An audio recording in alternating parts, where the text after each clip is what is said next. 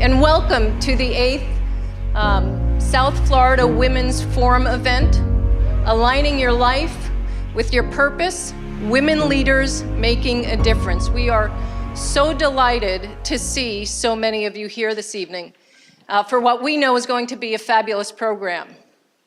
My name is Nancy Rizzuto. I'm one of the founding partners and a principal at Capital Strategies Investment Group. I am also co-founder of the Capital Strategies Women's Forum. And I am so proud to call South Florida my home. Those of you who have been to our events in the past know that I basically grew up at the Jupiter Lighthouse, played at in the dunes, at Juno Beach as a child, and now I call Hobe Sound my home. I have some of my colleagues joining me this evening that I'd like to introduce. My partner in crime, couldn't live without Barbara Best. Barbara is also a founding partner and a principal at Capital Strategies Investment Group, and she is the other half of co-founder of the Women's Forum. Nicole Myers is here. Nicole is a private wealth advisor, and my colleague Katie Hayes, or our colleague Katie Hayes, is a private wealth associate. So it, again, is amazing to see so many new faces and familiar faces here this evening. Friends and familiar faces, many of you have been attending our Women's Forum events since we launched last March.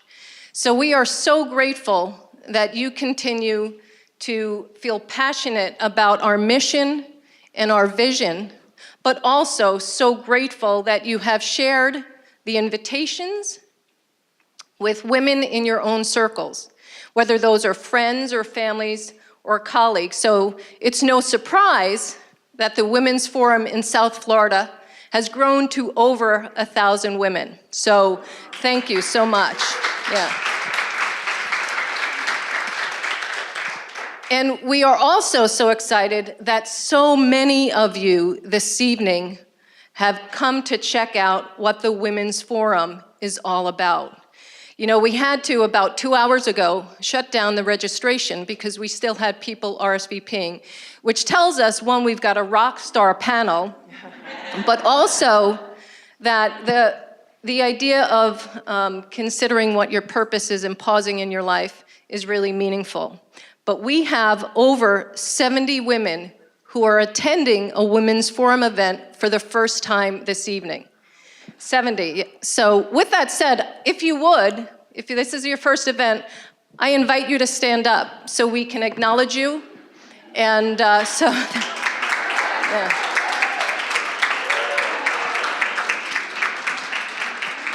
And I know that may seem awkward, but we want to be able to put faces together and to take the opportunity during the reception to introduce ourselves. We really look forward to getting to know all of you. And to put things in context, especially because there are so many of you for whom this is your first event, Capital Strategies Investment Group is an independent fiduciary investment advisory firm that offers asset management and comprehensive consulting for institutions and individuals. And what inspired us to start this women's initiative is that 3 of our 6 partners are women, which is very unusual in our industry. And so we wanted to create an environment within which women could actively support each other professionally and develop valuable, meaningful relationships. You know, sadly, all too often, we couldn't find those spaces, and we wanted to lead by example and make this reality happen in our circles, to have this community among our contacts, and then also break the cycle of women not supporting each other among young professionals and our daughters. So the mission of the Women's Forum is to support the personal and professional success and fulfillment of women, and to offer events where we bring in experts to speak on different topics that help inspire us to make the change that we desire in our life and to propel us to live more empowered lives. Right? Hashtag fempowerment. Now, this evening's program and this idea, this concept of bringing women leaders in is something that Nancy and I feel really strongly about, and perhaps influenced a bit by our age, but also really by the conversations that we've been having with women over the past year, and really have come to see how so many women we talk to are really seeking to make sure that they're living a meaningful life, and really asking, is what I'm doing consistent with my values? Am I making a difference? Am I living my life with purpose? And I know that I speak for all of my colleagues when I say that, the Women's Forum, since we launched in May of 2015, has really reawakened and renewed our own sense of purpose, especially in elevating the work that we do and our goal of supporting, of helping all women live empowered lives. And this is especially the case in financial empowerment and helping women become financially empowered. And it really is where our work, the intersection where our work occurs, and where we help women truly own and act on their power to educate women and to transform the way that they think about their finances. And we do this in a host of ways. We do this by facilitating authentic and transparent conversations. We do this by acting as accountability partners. We do this by our programming and certainly by our work arrangements.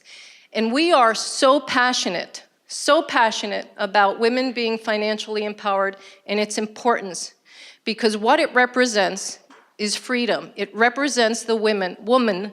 It represents the opportunity for the women to become more confident and to make the choices in their lives that they want to and that they need to.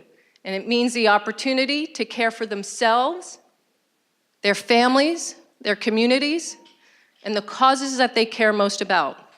So when we work with individuals, couples, and families, we work on helping them manage every aspect of their financial life. We work on not only managing what they have, but creating wealth and sustaining that wealth into the future. Because we know that when women are financially empowered, they have more confidence, they have the ability to confidently fulfill their own purpose, and they have the ability to have freedom and financial peace of mind. That is power. And I will tell you that one of the things that we will do is extend an invitation to every woman here tonight that if you want to know what financial empowerment means or feels like, if you want to learn more about becoming financially empowered, or you just want to validate the path that you're on, we encourage you to talk with us. Just say, I'd like to have a conversation. We are happy to invest in that conversation with any of you. And we always say that financial empowerment starts with a conversation. But tonight, we're here to have a different conversation. And we are here to have a conversation about living our life with purpose and to learn from some amazing leaders here in our community who do this every day. So before we introduce them and show you a short video, by a show of hands, how many of you here are looking to live your life with more purpose? And by a show of hands, how many of you here know your purpose? That's awesome. That's great. So we did a similar event, actually 2 events in Chicago. We had over 2 events, 8 women leaders and over 200 women, where the leaders came and talked about their path to leadership, about what purpose meant to them, and how that translates in how they act as leaders and run their business and how they interact in their communities. So we wanted to share a brief video with you.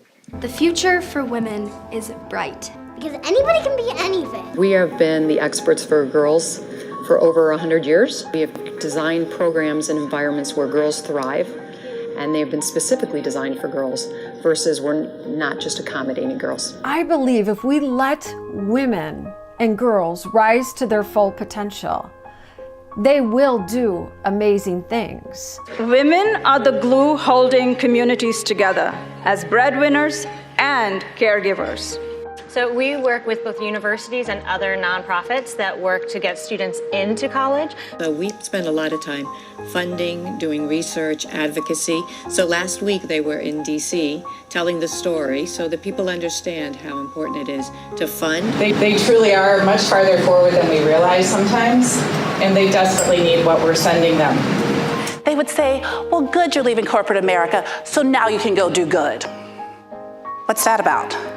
What I saw, though, is that there is this narrative that we have that if you're working at a not-for-profit, that you're automatically doing good. If not-for-profits are the only ones doing good, then what the hell is everybody else doing? Ranking Member Peters and members of the committee, as President and CEO of the National Safety Council, I strive every day to realize our mission of eliminating preventable deaths. And we can do more, we can do better. We can address this issue and we can save lives. The fact is that we all have an opportunity to have a social enterprise mindset and really simply think about doing good as creating a better human experience from no matter where we are in the economy. It is our time to act. We must act for ourselves and for all women, for this and future generations. We must act for equity and for equality. Together, we will get there. So,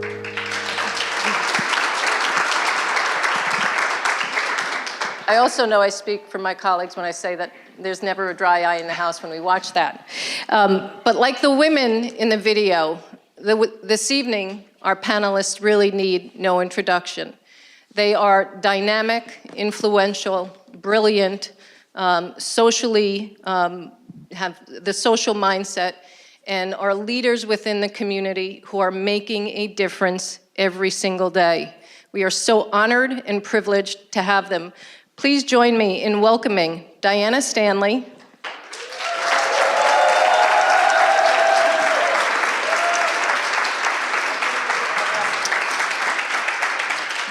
Diana has led the Lord's Place as CEO for 11 years now. She is the past president of the Executive Directors Council of the United Way of Palm Beach County and of the Nonprofit Chamber of Palm Beach County. Sophia Eccleston.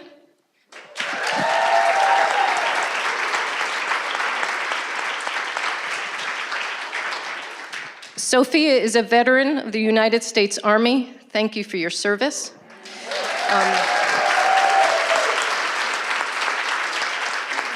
And is currently the External Affairs Manager at FP&L. She is a board member of the Homeless Coalition of Palm Beach County and was recently honored as South Florida's most powerful and influential Black business leader of 2018.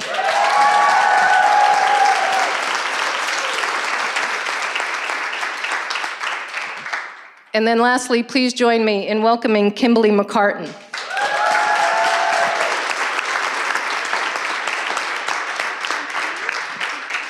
Kimberly has been president and CEO of the ARC of Palm Beach County since 2014. After a successful career in public relations and fundraising, Kimberly stepped into her leadership position at the ARC to align her purpose with her passion to initiate positive change for people with developmental disabilities. Ladies, welcome to all of you.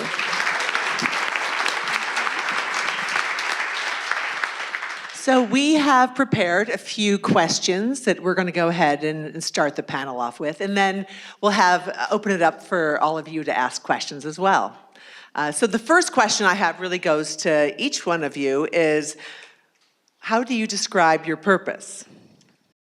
Good evening, everyone, and thank you so much for having us, to Nancy and Barbara, Tamara, for asking, and for all of you in the audience. I cannot be more honored to be here, especially with Diana and with Sophia. And this was such an incredible thing for me because I feel like I've been leading a life of purpose. I felt like I was doing that, but I never really identified it exactly. if that makes sense. And so in asking to be part of this panel, I really started thinking about what does that absolutely mean? What have I been doing with my life? What do I love? And I started just thinking about my passions. And I will say that once I started going through that process and putting it on paper, only a couple weeks ago, knowing I've been doing it, I know, I'll tell you that. It's incredible the last couple weeks, the clarity that has come around that purpose. I will absolutely tell you that. I didn't realize that. So I don't know if I ever really, took it to that step, but I will tell you that I feel like my purpose is absolutely to have fun, first and foremost, and I love working. I absolutely love working. I find passion in every single thing I've done. I started looking at my entire career and going, it's not only that I get to serve the ARC and I get to help people, be people, and that's really important to me because I think that we all have so many things that we can share, so many things we can do, and some people just need a little extra help. And so it's really just looking at people being people, but I don't really think about work-life balance because every single thing I do every day, I have such a passion for that I don't think about it as working. I never have, no matter what I've done. So I feel very blessed for that. And so I appreciate you asking me this question because I really feel like that has helped me a great deal. So thank you. Thank you. Good evening, everyone. Thanks for being here. Thanks for having me. My purpose in life, just like Kim, is to live a life of fun. And everyone who knows me know that I do that. I also believe in a work-life balance, sorry. It's very important for us to have that. But most importantly for me, it's also a life of service. I live a life trying to help those who need my help. I think that is really important. I think that sometimes we take things for granted. I feel very blessed in my life, and whatever I can do to help those who need my help, that's really important to me. And I also live my life to be an inspiration to others. I mentor a lot of people, and if it's just being able to change one person's life, I feel like I'm really living a life of purpose. So that's my purpose. Thank you. I got this one. Hi, everybody. So I have to giggle and say I have two purposes. First, I have an immediate purpose. So if you're over here looking at me, I have a brand new eyeglass. So my eyeglasses broke. So let me just warn you all, the real purpose is being able to conduct this panel interview with one set of glasses. There you go. So if you see them falling off, be patient with me. Got to put them back on. So that is my first purpose. I think she likes to have fun too. I do. I love to have fun. I love to giggle. But really, I think my purpose has always been to care for others. There's no question from a small child and seeing a baby doll that was crying and my needing to go and love that baby doll and give that baby doll hope and make them feel wanted. And I think that's followed me my whole life. That is the premise, though, of my faith. So my major purpose in life is to lead a faithful life. And in that faithful life, it's really making sure that we give all people, no matter what they look like, no matter who they are, an opportunity to believe that tomorrow is going to be a better day.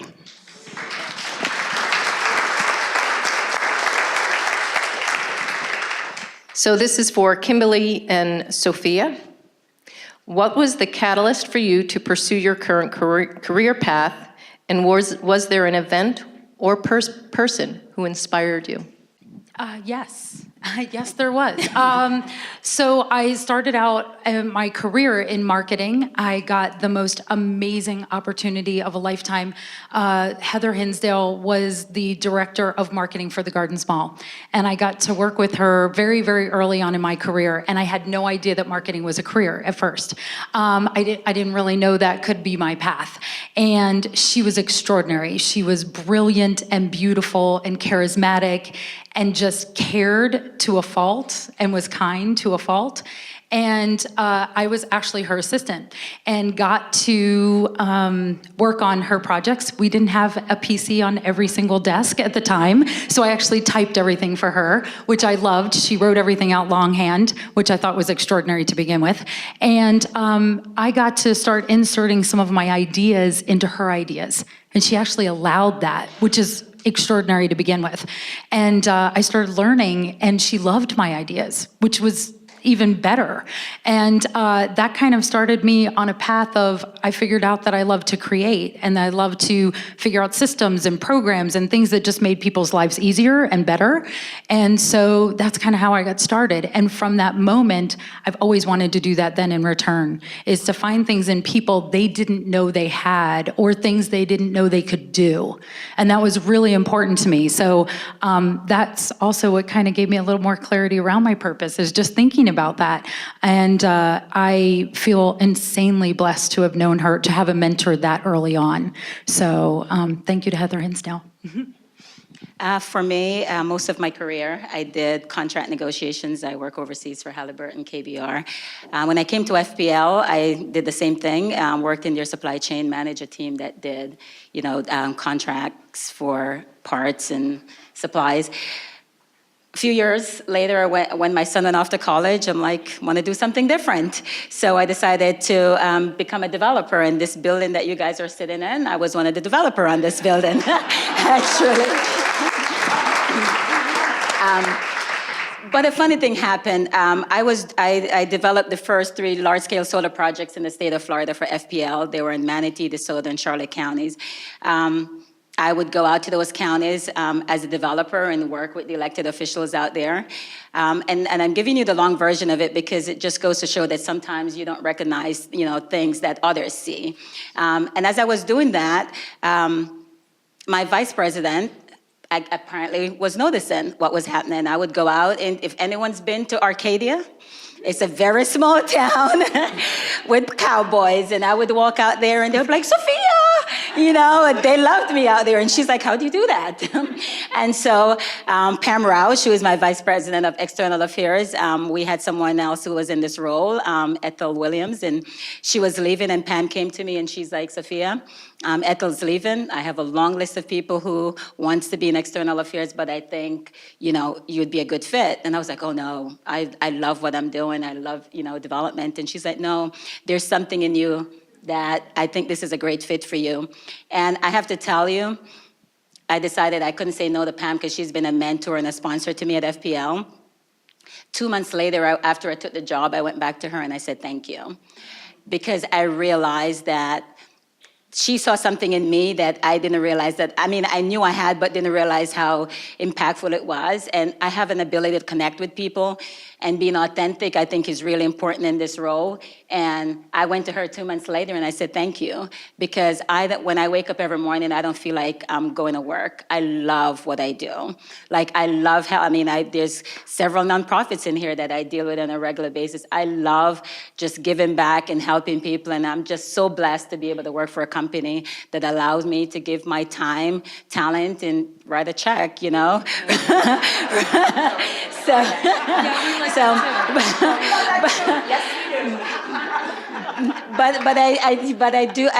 have to say, I feel it's a great fit for my personality, and I just don't know if I can see myself doing anything else. Thank you. So this one is for Diana and Sophia. Do you think that our society has different expectations of women in leadership? And does it make your job easier, harder, or both? Yes, yes, and yes. I think, so I've been doing this work for about 35 years, and I can tell you that starting out years ago, women were not viewed really as powerful leaders. I oftentimes say that we were viewed as quiet leaders, right? You could be a leader in the house, you could be a leader in a department, but to suddenly be viewed as the CEO has a whole different flavor. And I think it's difficult. I think it's really difficult to be a leader of any organization, any entity, any department, and to be true to who you are. So I can tell you, I'm very emotional, and so for years, right, I'm not gonna cry, I'm not gonna cry, I'm not gonna cry, but as you get older, and you get wiser, and you get smarter, you say, I'm gonna cry. And that's gonna be just too bad. You're just gonna have to deal with it, I'm gonna cry. And that it's okay for us to be true to who we are. And I think that's the difference between what I love being with like-minded women, because I do think we are learning how to be leaders while still remaining true to the genuine part of who we are. So that's my hope for all of you.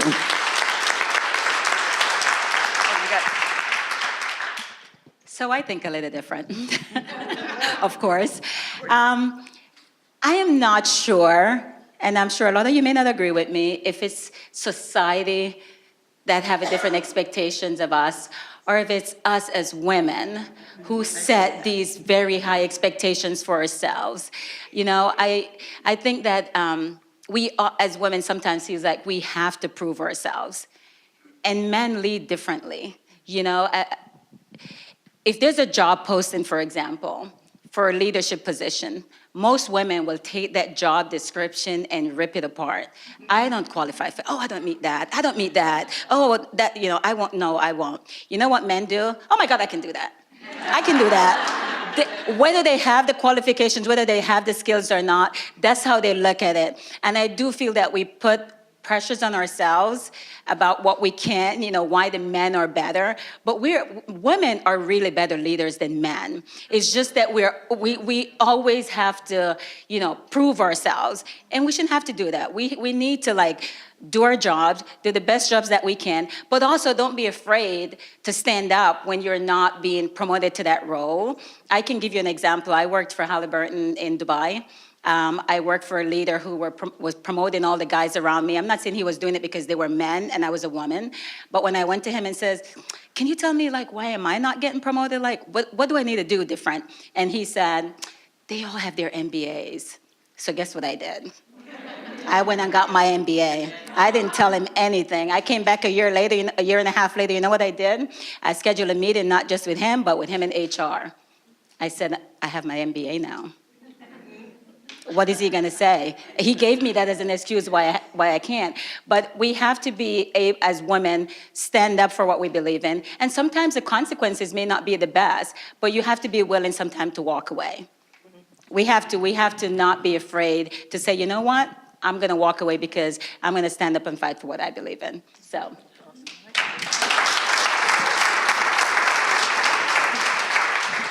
I do have to share that in the Chicago event, one of the women leaders said, we need more mediocre women, right? Because we are crazy rock stars. And men are there's a lot of mediocre men. Sorry for any of the men in the room. So this is for Kimberly and Diana. What are you doing to ensure you continue to grow and develop as a leader who makes a difference and maintains her influence?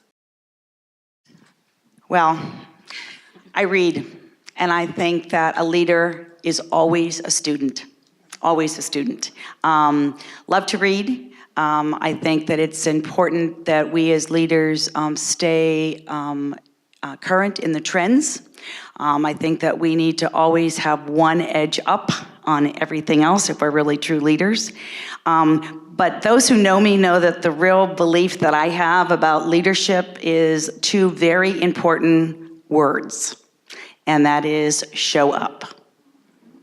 As a leader, you show up for baptisms, funerals, weddings, graduations, you show up to be with your people. And when you're with your people, that influence remains. It's the minute that you stop being with those around you, your people that you are called to lead, that you stop losing your influence. So if there's anything that I hope you walk away with from tonight, it really are those two words. If I think of those people in my life that have been the greatest leaders, they have always shown up in my life. And that's what I hope that we do as women, is that we show up to support others.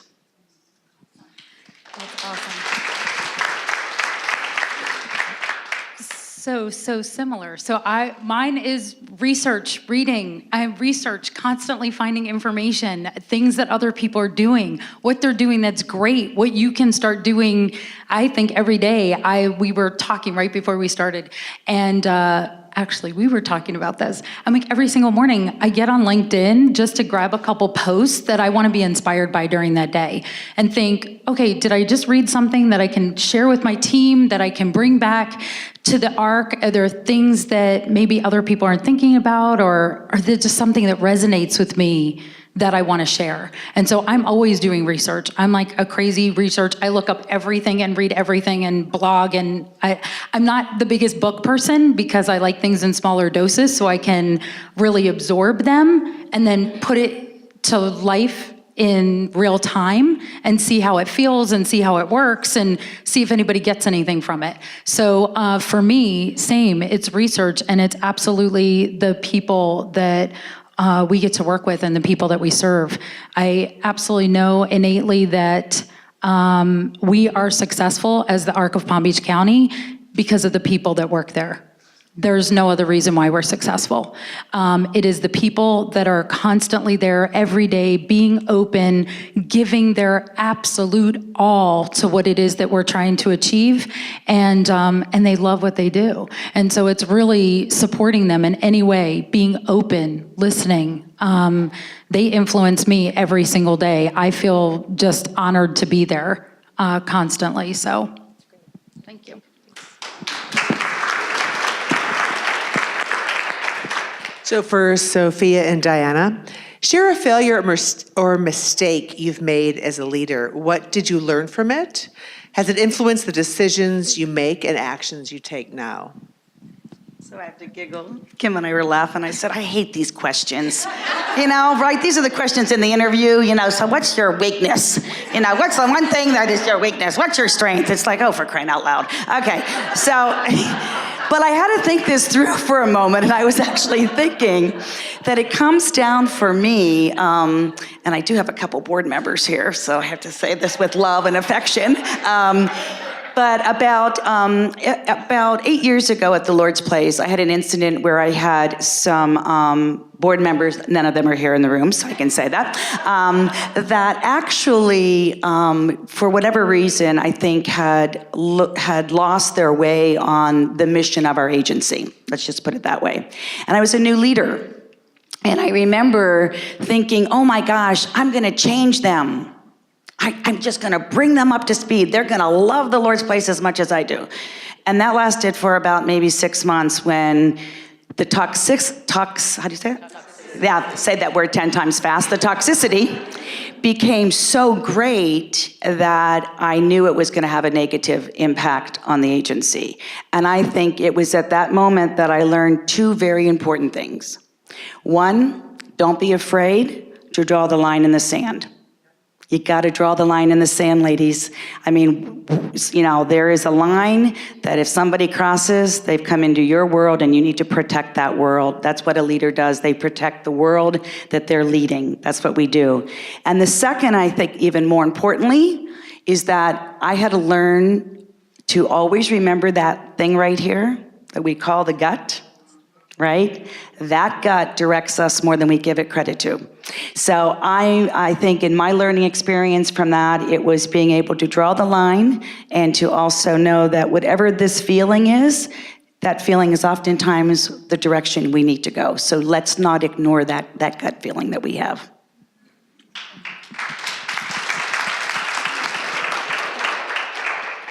For me, it's communication. I used to manage a team of, people from different backgrounds, and I'm military. I have to tell you. My son calls me the drill sergeant mom, and and I communicate a certain way because I'm also a type A personality, and I had to learn that you have to communicate differently to different people. And even to this day, I mentor people, and I can give you an example of, there's a girl at my company who came to me and she's like, I would like to go meet, some executives. And I gave her my example of what I did. I literally sat down and sent an email to all the VPs in the company and says, hey, this is who I am. I'd like to come and learn about your organization. And about you, because I told her the one thing that men love to talk about is themselves. So you just put that in there. And so I told her, I gave her a sample of the email I sent, and I said it worked. I got a chance, I met with them, and I learned about the organization. And she came back about a month later, and she sat there, and she's like, I can't do it. And I was like, what do you mean you can't do it? And she's like, yeah, it's just too hard. I'm like, what's so hard about it? I mean, it's just sending an email and meeting with people. And I had to catch myself and realize not everyone can do that. It really is, different people communicate different ways. And I'm still learning that. And so for me, I'm learning how to communicate differently with different people, because it's real. As a leader, communication is key.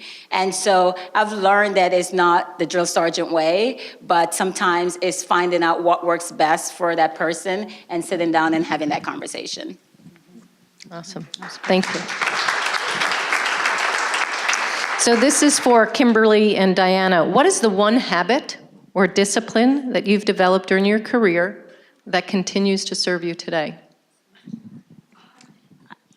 Mine is prayer. I mean, seriously, that's what it is. Yep. I am a prayer warrior. I pray all day long. So I will lift people up in prayer or whisper. I'm a big believer in that, and that habit has been true to me. And when I say I'm going to pray for you, I literally will be praying for you. Trust me when I say that. So prayer for me is something that's just always stayed with me, and I think it is habitual, and you have to continue to do it. So it's part of my faithful life, but I could never imagine doing anything in the world if I didn't believe in the power of prayer. So. A habit for me probably goes right back to learning. Never stop learning. Never stop seeking out other people's ideas. I can't really say that I really have a habit. Probably my entire team would tell me differently. I probably have some habits. I ask them a lot, does that make sense? So now they always say, it just makes sense, Kimberly, it just makes sense. Which at first bothered me, like, okay, I've got to change my thing, but no, that's our way of communicating, going, are we kind of on the same page? So I guess that is a habit. I always want to know that what I'm saying to people, they understand where I'm coming from. And when they don't, I'll explain it again. And then I'm listening, but exactly what you were just saying 2 minutes ago was just everyone listens, hears, and then goes and does something so differently, how you're communicating it, and then what that really means to them. So I would say that my habit is just always checking in with people. Like, does it make sense what I just said, so that I know you're gonna go and achieve and be successful? Because I don't want people leaving my office or leaving a meeting or leaving a conversation with me and feeling like they're gonna go and fail because they didn't know what they needed to do, or they didn't have enough space to feel like they could just do what was right for them to do. So that's really important. That's a great answer. Thank you. This next question is for Sophia and Kimberly. Name one leader you would like to meet and what one question you would like to ask them. We would have had the same one. This was really funny. So I'll jump in. I immediately thought of Richard Branson. Like, I just am so inspired by him every single day. So we were talking, and every day on LinkedIn, I jump on and I see if he has done a post or his people have done a post through his spirit. I'm not gonna pretend that's what he does every day, but I would think it was kind of cool that he's talking to me. So I absolutely am so inspired by him, because again, here is someone that if he listed his top 3 things, which he does all the time, it is people first. It is his team is first, his staff is first, always on the front line because makes his customers happy, makes his shareholders happy. I look at it the same exact way. If my team is happy, then everyone at the Arc is happy. If mama's happy, everybody at the house is happy. You know, it always works that way. And so I love that he is so into listening and always says something about listening. And then failures. It's interesting how everybody feels about failures, but I say to my team all the time, like, let's make mistakes. Nothing that would hurt someone. But let's take risks and let's make mistakes and then let's learn from them. And it's the learning every single time. Just so many different things that you see as a failure, but really if you get to reflect back and go, okay, that was the best thing that ever happened. It was the best thing that ever happened. And I think at his companies, multitudes of them, he celebrates failure. They celebrate taking a risk, and I think that's extraordinary. And I was thinking about a question that I would ask, that was the other part of that, a question I would ask him, and I really was kind of like jamming my brain to think of that, because I would just want to be with him in the moment, and whatever it is he's working on now, what inspired him to work on that now? Because with each of the things that he created, something inspired him. So it was just a cool story. But at first I was thinking, would it be how you get over the first failure? How did you just keep moving on? And I think he's answered that a bunch of times, but it made me realize it's really the old, you just get back on the horse, but you really do. You just have to get past the first one and then know you can get past all of them. Doesn't even matter what comes your way. You can just keep getting over that hurdle, whatever that challenge is, and just kind of move on and find something great in it. So, yeah. Thank you. For me, it's Oprah. I just, looking at where she came from, but not only where she came from, but what she's doing, and just going into different countries and, helping young girls. Like that's been like a dream of mine, just to give back. And there's so many young girls out there who just need some direction. And I admire what she's doing. One of the questions I'll ask her is, can I get some of your money to donate to charity?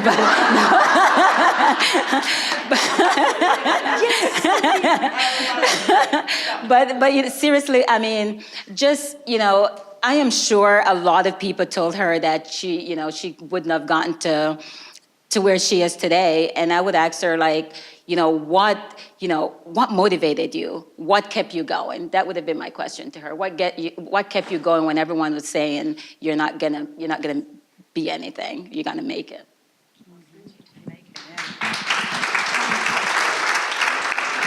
Diana and Kimberly, how would you describe your leadership style? How has it evolved over the years? So I'm a servant leader. If you've heard that term, I didn't know what that meant for years, and then read about it because I love to read, so read about it.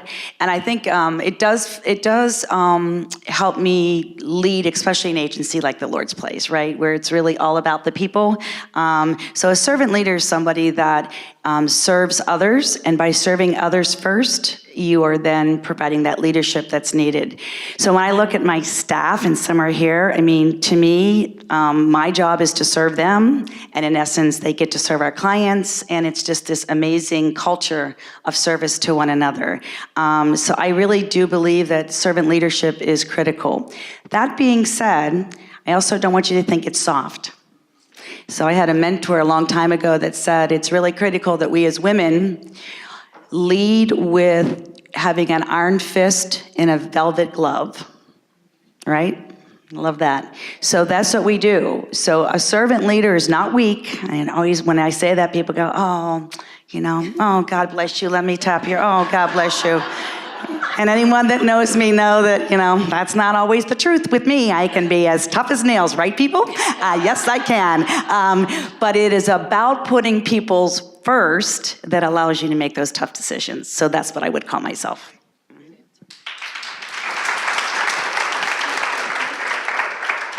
Let's see, I would say provocative, bold, open, definitely pushing the envelope all the time. It's really important to push the envelope, especially in the work that we do, because the people that we get to serve every single day at the ARC, people might just forget about. So forcing people to think about people and how we interact with people, no matter who you are, no matter what your differences are.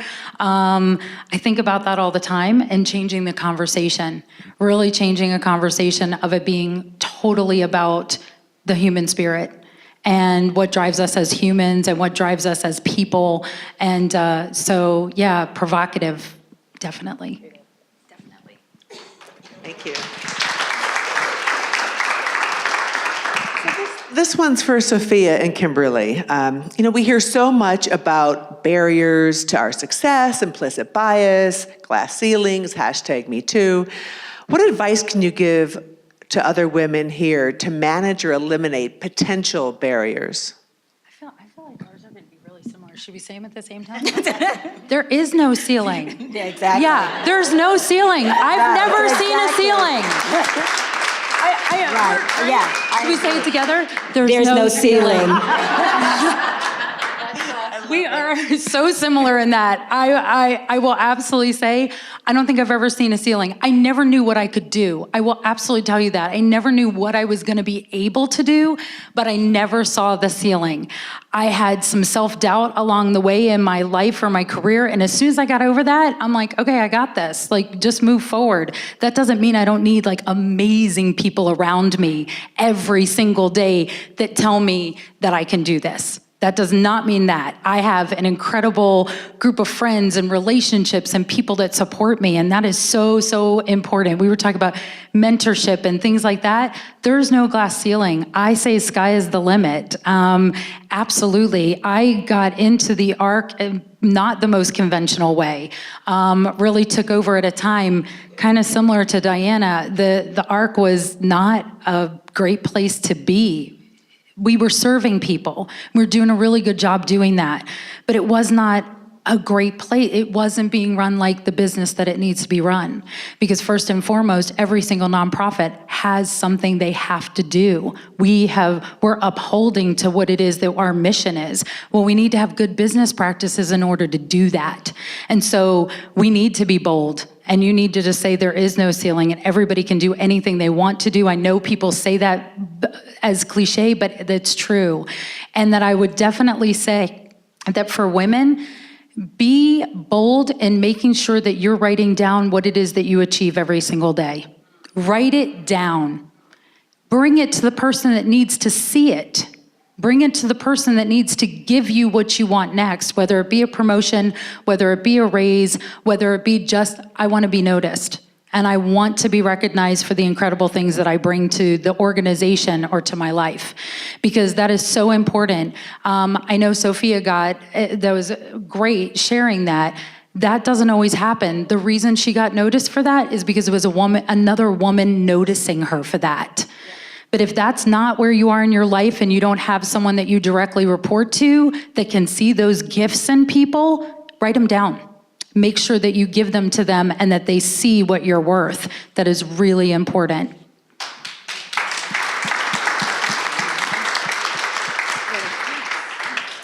I mean, just to echo what Kim's saying, for me, there's no ceiling. I mean, I don't think of barriers. I believe that you have to be strong. You have to fight for what you want. And again, you got to make sure that people know what you're doing. And if they're telling you that you're not doing what they expect of you, have those clear conversations. What are those expectations? I mean, again, it goes back to communication. I've, in my career, let's speak about the obvious. I'm Black, I'm a female, I'm from the islands. A lot of people would say those are barriers. They've never been barriers for me. And the reason they've never been barriers for me is because I've always stood up for what I believe in. When I want something, I ask for it. You know what? I don't care if the answer is no. And sometimes the answer is no. And let me tell you, sometimes when the answer is no, it's a good no, because I have learned that. But I've never been afraid to ask, and I've never been afraid to step out and say, you know what? if I'm gonna lose my job over this, I'm willing to lose my job.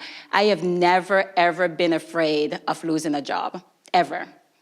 Because if I have an issue with a boss, I go and I have that conversation. Sometimes as women, we're so afraid. We're afraid of losing our jobs. We're afraid of, what if they don't like me?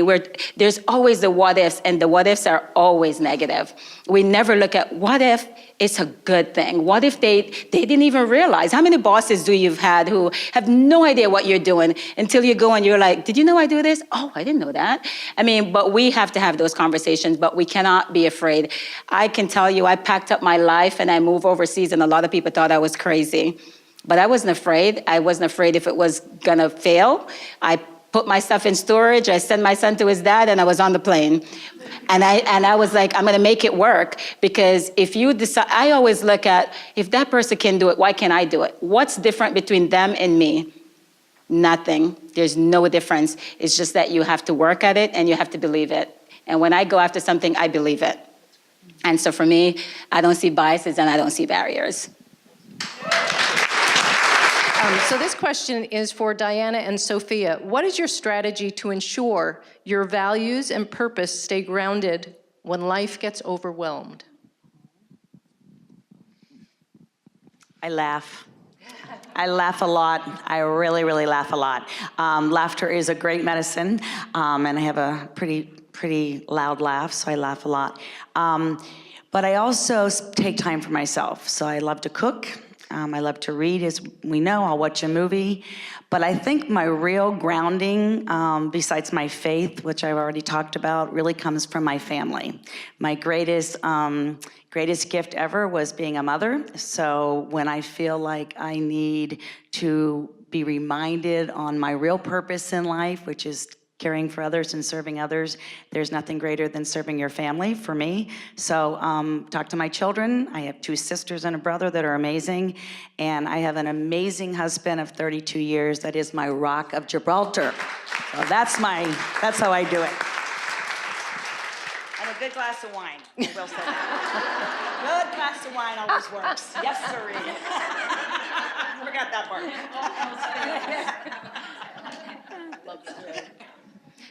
For me, it's traveling. I tell you why, because when you get away from your comfort zone, you get away from home, you're in a different country, you really take time to reflect on how important and how blessed you are.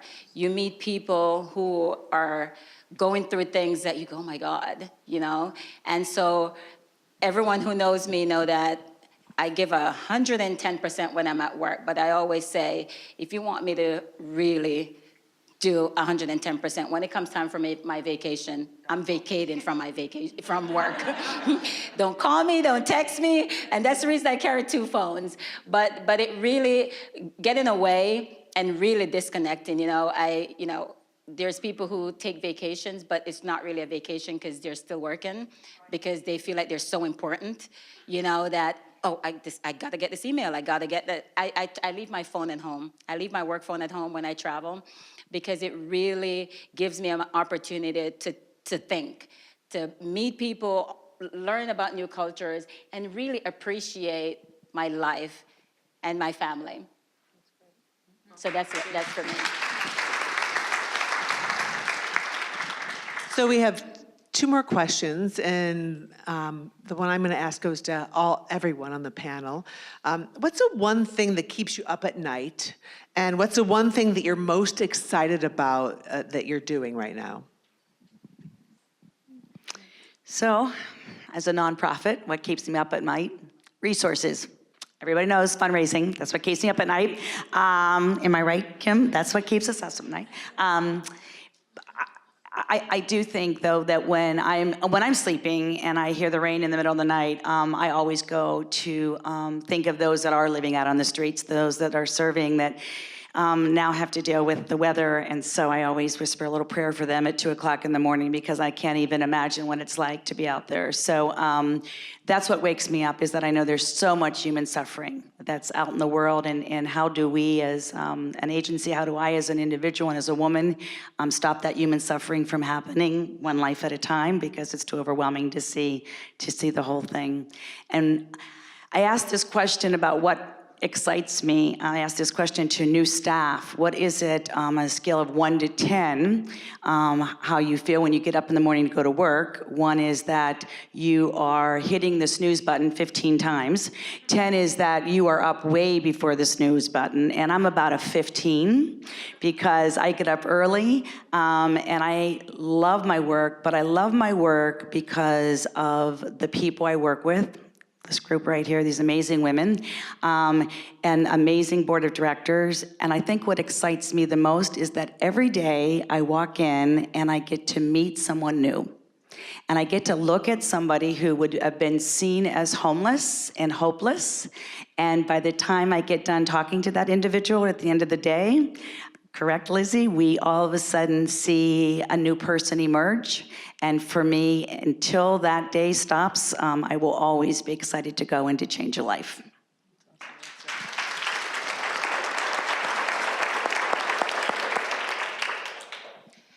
What keeps me up at night? I'm always trying to be the best person that I can be. So I'm always thinking, did I do everything today that I needed to do? Did I make a difference today? Did I learn something, today? And am I the mother that my son wants me to be? That's like that's the most important thing to me. And I have those conversations sometimes, like, is there something different, that I can do as a mom? Because we sometimes get so busy with work that sometimes we forget, the important things and the important people in our lives. So when I go to bed at night, I think about those things, whether or not I'm making a difference and, doing what I really want to do. What excites me is spending time with friends and family. I mean, that's so important because that's what keeps everything all balanced. What keeps me up at night, everybody that knows me really well knows I'm not a big sleeper. So, I have to work on her work-life balance. what keeps me up at night is the person that's going to create the pill that you take it, and that's your 8 hours of sleep, and you just keep going. Sign me up. Yeah, sign me up. Like, that's what I want. I don't know. Life is just so exciting that I don't really look at it like I have to go to sleep. I'm like, I could do so many more things. There's so much I could do. I'll start cleaning at 2 o'clock in the morning. I'm crazy. But I would definitely say it's so similar. It's achieving all the things that I wanted to achieve that day. Am I getting everything done at the Arc? Am I being the best mom to my 2 teens that are just absolutely, they're incredible. They're extraordinary. And sometimes it's staying up at night because my son is a big night owl. And so at 1 o'clock in the morning, he likes to talk. So we just kind of hang out in the kitchen and talk. And he's just that much more animated in that time frame because there's everybody else is sleeping. That's why. Everybody's supposed to be sleeping, including him, going to school at 6:30 in the morning. But I don't know, it just kind of drives me I don't want to miss those moments. They're so short. My son Will has only 2 years to go before college, and my daughter 4, and it's going so quickly. And then I think, do I leave enough time for my husband that I've had for 26 years? I put successfully married for 26 years. And go, okay, when the kids are gone and I'm not working, maybe I'll be doing other things, but I'm not working. Like, it's still just the 2 of us and keeping that going. So there is a lot of pressure, as we know, we put on ourselves as women, but I think it's more because we can achieve so many things. I mean, we just do everything. There's really nothing we can't do. So I would say maybe sleeping. I'll try that and I'll let you know what keeps me up. And just exciting. I have never been more excited, I think, in my life to be serving and feel privileged to serve at the Arc of Palm Beach County. We're doing just incredible things for people and incredible things in the community. We really, I think, are changing how our goal is to change how people think about others and what it is that they need and how it is that they need to grow. So we have some just extraordinary things coming up on the horizon that we're so excited about. So thank you. So this is our last question, and then we're going to open it up to all of you to ask the panelists some questions. So what is a characteristic that you believe every leader should possess? And what attributes do you look for in potential leaders who you are considering promoting? And if you have the opportunity to mentor, what characteristics do you look for in potential mentees? Let me jump in there. Listening. Major character, listening. I mean, you really need to be open and listen to what people are saying to you. It is incredible the things you learn about people by listening and not by thinking about what it is you're going to say next. And the people on my team that listen during the conversations that we have and walk away and just go achieve, those are the ones I look to promote. And even if they walk away and come back, they ask another question just to make sure they have clarity. They're absolutely the team members that every time we've promoted somebody, they're the rock stars because they're doing the same exact thing for their team. So that's a major being caring, which comes with listening to people. I mean, if you're a good listener, you care about people, that's what you want to do. So we've seen, I'm looking at Holly, my COO, sitting in the audience here and going, the people that have just become the rock stars in the agency are the ones that are just great listeners.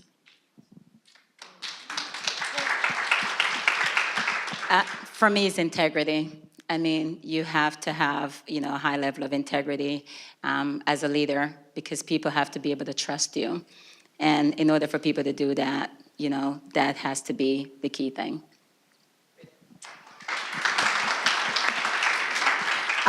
So I look for someone who is willing to take the journey. The journey of growth is not easy, and you have your ups and downs.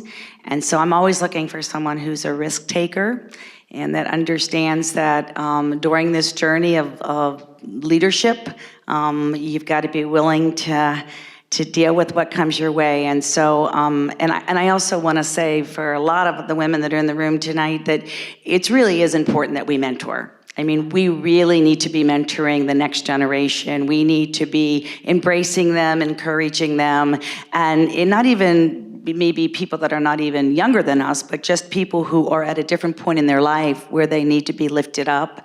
And I think that's our responsibility that we have for women to women. But it really, the ones I look for are the ones that are willing to be a risk taker, think out of the box, and get ready for quite a ride on this journey of life.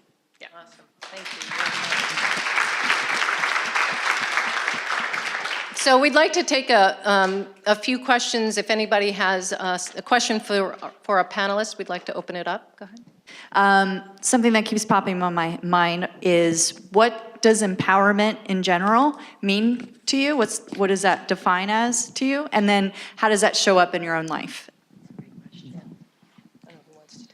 Think about that for a minute. I think empowerment is unleashing something that's been locked in you for a long time. I think it has a lot to do, we've kind of all talked about the fact that we don't have a glass ceiling. I agree with them, but I think all women sometimes have a question mark about where are we going to go? Are we strong enough? Can we do this? And I think when that becomes unleashed and erased in our subconscious and our mind, that's when we start striving for wonderful things. So I really do think it's about letting that go and opening up a new thought process. And for me, I was raised by a father who believed that, when Geraldine Ferraro, many of you are too young to understand this, but when Geraldine Ferraro was nominated as vice president, my father called the three daughters and said, come have dinner. We all showed up. We were in our 20s. We didn't know what the hell he was doing. He had all this great wine there. Of course, we all love wine. So we had all this great wine there. And we said, what's going on, Daddy? And his response was, every father tonight that has a daughter should be celebrating because all three of you could become the next president of the United States. That's empowerment. For me is, being an inspiration to others, having the ability to help, to guide, to mentor. We all have different abilities, different skill sets, and we all have, different ways of impacting people's lives. And I think being able to have that ability and recognize it and being able to inspire others. That's it for me.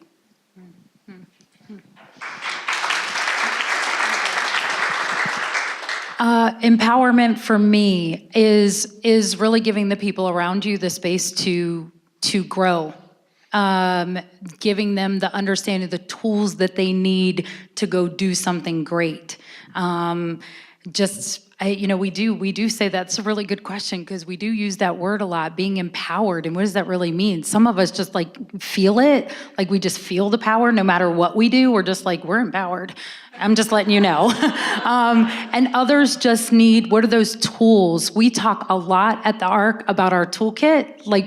I constantly go, I want people to know they've got this file of information, and that anything that comes up, they've got another file they can pull. I'm gonna try this, I'm gonna try that, I'm gonna try this.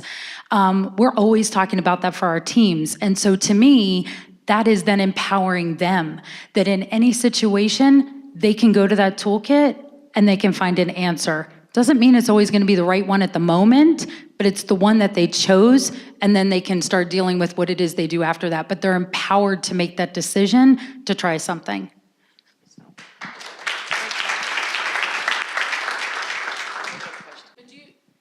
When you talk about the ceiling, do you think it's generational?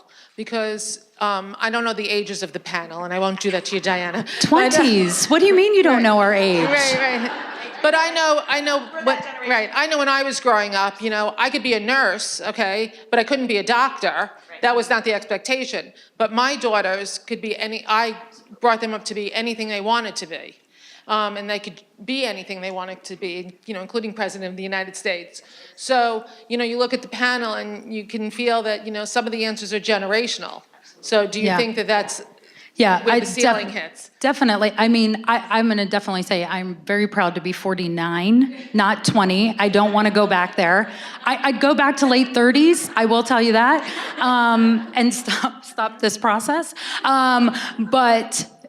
But at 49, absolutely. I feel like we're in such an incredible space to be able to just go and do and even say exactly what we want. I've even noticed, I think that everybody here would probably agree, even with my husband, I ask for everything I want now. I didn't always do that. I mean, I've been married 26 years, so we got married when I was 23. I was, so I would cook, and I do all these great things. That doesn't mean I don't do them now. I love to cook. But now it's, I want to go out. We're going out. This is what we're doing. Okay. And he just gets let me get dressed. Let me get going. So I think it's also for him. So this is kind of unique because my husband is, actually, we share so many things on this panel. We don't share the same husband.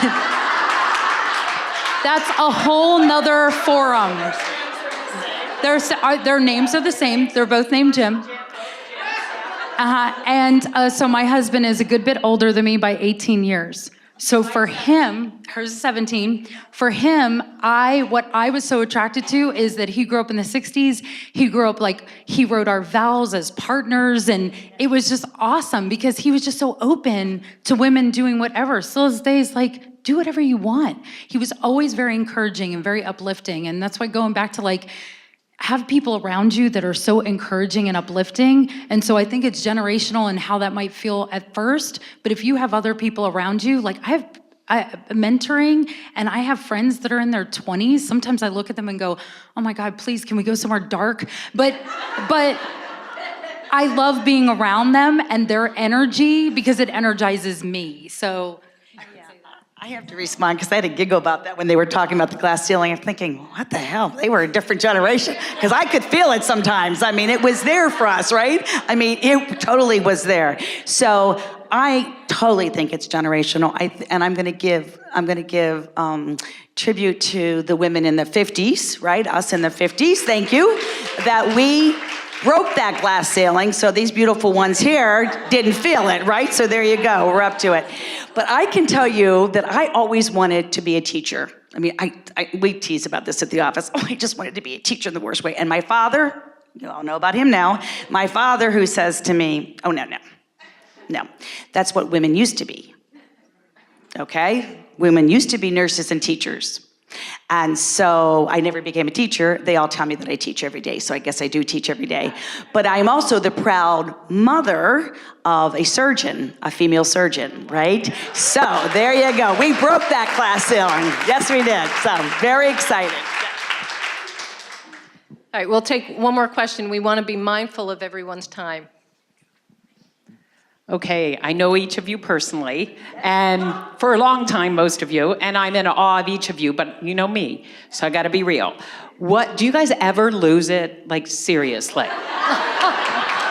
Because I just wanna know what makes you lose it, and then how do you cope with that? Because I love each of you, you know that.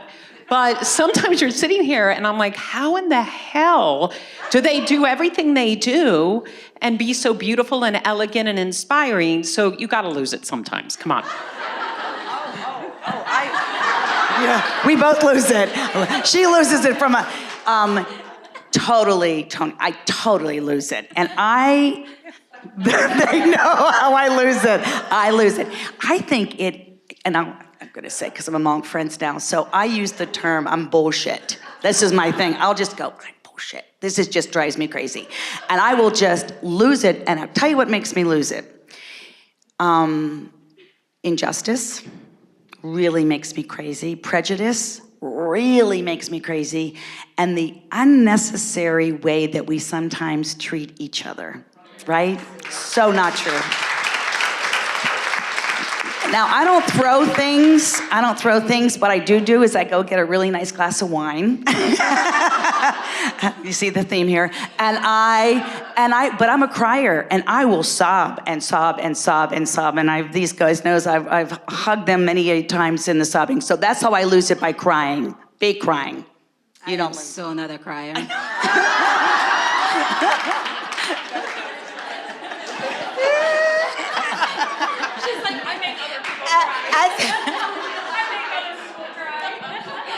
As a matter of fact, I tell my mentors all the time, don't cry as a woman. It makes you look weak. I'm like, that's why men always think we're weak when we cry. You know, people think I don't cry, but I lose it. But when I lose it, I don't let people see when I lose it. I lose it in private. I lose it amongst my friends, because I always try to maintain that professionalism. I don't want people to judge me when I'm losing it. So I get behind closed door and I lose it, and then I walk out like nothing happened. Not surprised. Yeah, we're not surprised by that at all. I've never lost it. Just so you know, I've never lost it. I don't lose it, ever. I always lose it. Holly is my rock. Holly is my rock. Behind closed doors, lose it behind closed doors, but absolutely own it, get it out, because it'll kill you. It will absolutely kill you. I will say that I'm not a big grudge holder. Tony's actually been part of situations that I should have just stood up and lost it a lot. But, you kind of you eat it for the moment, you go deal with it, and you get right back. And you just keep doing it. I will say the crying thing, it's interesting because some people go, it's so authentic. I'm an insanely emotional, I am Irish and Italian, and I am very emotional. But I think for men, first of all, there's power in crying. For the people that you're around, they feel your passion, if that's why you're crying. Maybe if you lose it and cry, I don't recommend that so much. But if you're passionate and you cry, and people really feel that it's authentic and the reason you're doing it, that's cool. For men, use it for your power. It scares the daylights out of them. They don't even know what to do with it. Use it. I have diamonds because of it. Use it.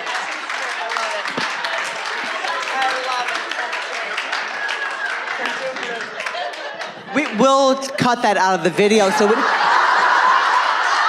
because we want to keep getting diamonds, right? So Well, I know that Kimberly and Sophia and Diana are going to be sticking around. You know, we are very mindful of keeping and honoring the time that we've committed to. So I know that you're going to stay around to answer some additional questions. You know, Barbara and I, Nicole and Katie, feel so blessed, because I'm going to cry. They know I cry all the time. Truly, to have you here. Thanks to Tamara for reaching out and helping make this happen. But we are so honored that you made time in your calendar, especially having just come back from 2 weeks vacation, to spend this time, with us. So your words, I think, have inspired all of us, moved all of us, and we hope that, you know, the intention of this program was really to introduce you to these amazing women.